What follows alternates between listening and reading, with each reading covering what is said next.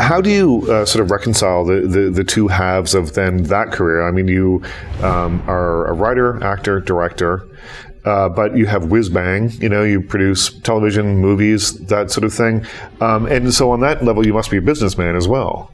Or are you? Very bad one. Yeah. See, well, that's the thing. That's what because I have no business plan. I can't balance a checkbook. I'm sure if you ask my business partner, Frank Syracuse, he has nothing to do with the business. Well, no. I think I actually don't see it as being that odd. Most people in this country, if you want to make stuff, you kind of have to do more than one thing. It's very hard to first of all to do the things that you're interested in doing if you're not the one pushing it forward. Right.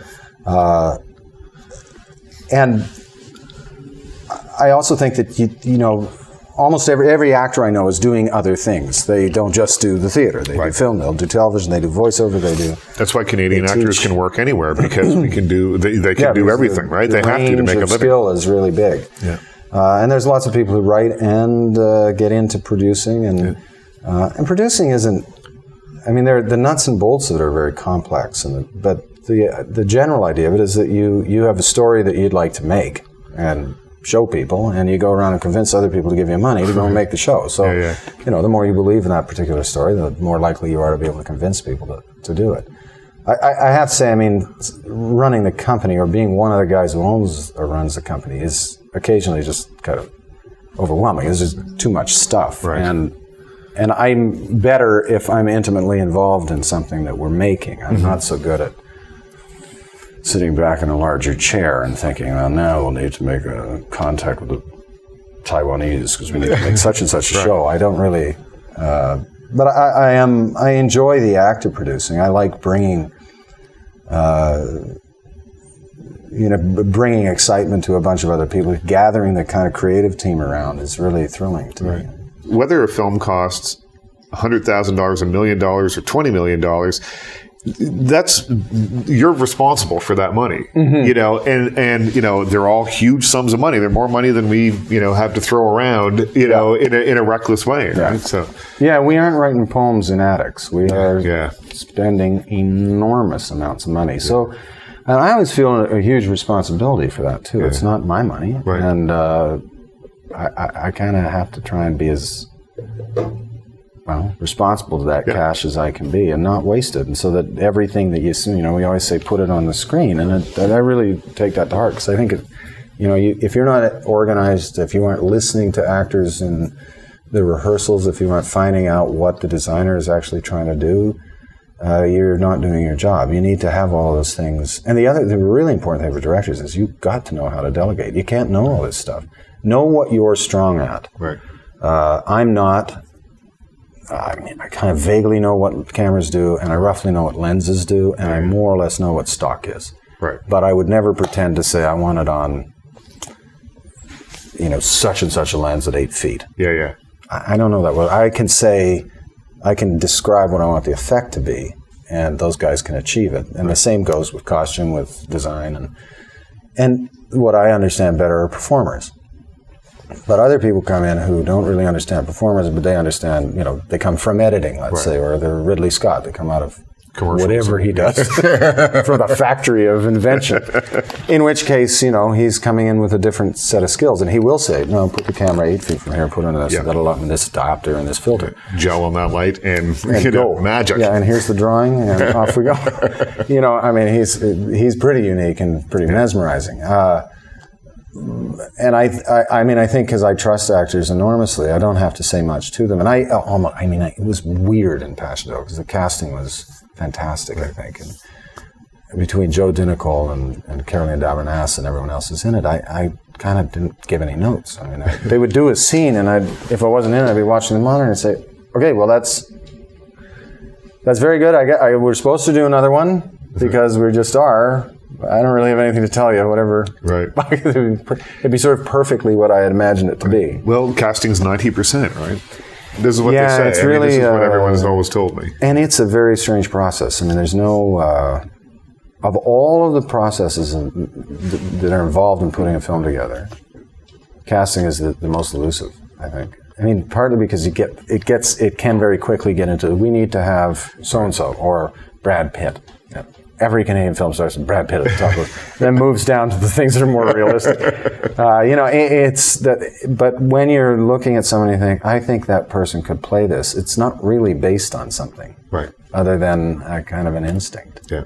Even if you know the person's work well, if you know, you just kind of, I think that's the guy for this job. Do you think as an actor, you're able to trust your instincts a little bit more in terms of that idea of casting people based on instinct? Yeah, I think I probably am. I don't really need to see people audition that much or watch tapes. I mean, when we do audition people and put them on tape, it's for other people involved in it to look at, other partners for their comments. It's not because I need to see it. And lots of times I just phone people up and send out an offer because I think, I know who should do that. Yeah. But I think I'm pretty good at. I mean, inevitably, if you've got 90 parts or something, there are going to be a couple of people where you think, that wasn't quite. Not that it's bad, it's not quite right because it doesn't balance with that or something. But by and large, no. I think you can get a sense of what someone will do, and if you know anything, I spend a lot of time watching their work. Right.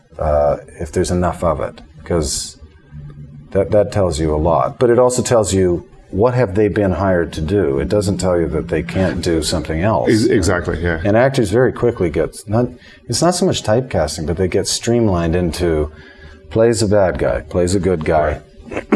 Right. Is the friend next door, is the femme fatale, Right. The film set is a very interesting place to work in because it's the last truly egalitarian work environment, wherever you're rubbing shoulders with everybody from all sorts of different levels of education, background. They're all over the place. You're all clumped together. And incredibly collaborative. Incredibly collaborative with everyone, with the guys pushing the dolly to the production designer, to me, and I love that feeling of everyone being completely dialed into the same event. But there is this function where they build the set, they paint the set, they dress the set, the lighting team comes in, you plan this, you plan that, everything gets set, the lights go, the cameras, the push, the dolly tracks down, and then in come the thoroughbreds. Right. And the actors come in. And I always think of them as these like high-strung, strange things that drive cars 200 miles an hour. If you've ever been to Formula One, they're the same thing. Oh, here they come. And here come the people who make this work, because in the end, the only thing you're looking at is them. Yeah. I mean, once in a while in a movie, you say, gee, that's a nice shot. But I think... But 90% of the time, you're watching... Yeah, and I think if you're noticing the tea kettle on the shelf behind them, the actor's not doing their job. Or you're not pointing the camera in the right spot. Yeah. Or you got the wrong lens. Right. And I think you have to be in love with the performance. The director needs to... That would be advice to a director: is do not dislike your cast. Right. You must love them. You must decide that you will love them, because they're everything for you. And you can really see it when a director's in love with their cast. When I watch, Cronenberg directing Viggo Mortensen, I see an actor loves Viggo. Yeah, and you can tell. Yeah, you can tell. Yeah, It's not that there's probably been two words of, hey, I think you're really great. Yeah. I'm sure they never said a damn thing to one another on that level. I don't know, but I just assume they haven't. But you can feel Viggo emboldened by it, and everything just gets, and everyone around is affected by that. The light gets a little bit better. It's I think that's really, really important. And a lot of times there's a funny thing that can get set up in episodic television where directors are come to feel themselves being so functional. They don't really... Because you're doing 16 setups a day. And there is a lot of that. Yeah. But at the same time, whatever you're doing that day, whether it's 16 setups or 32 setups or 5 setups, you're photographing that. Right. And that's what you have to sell. You don't have anything else.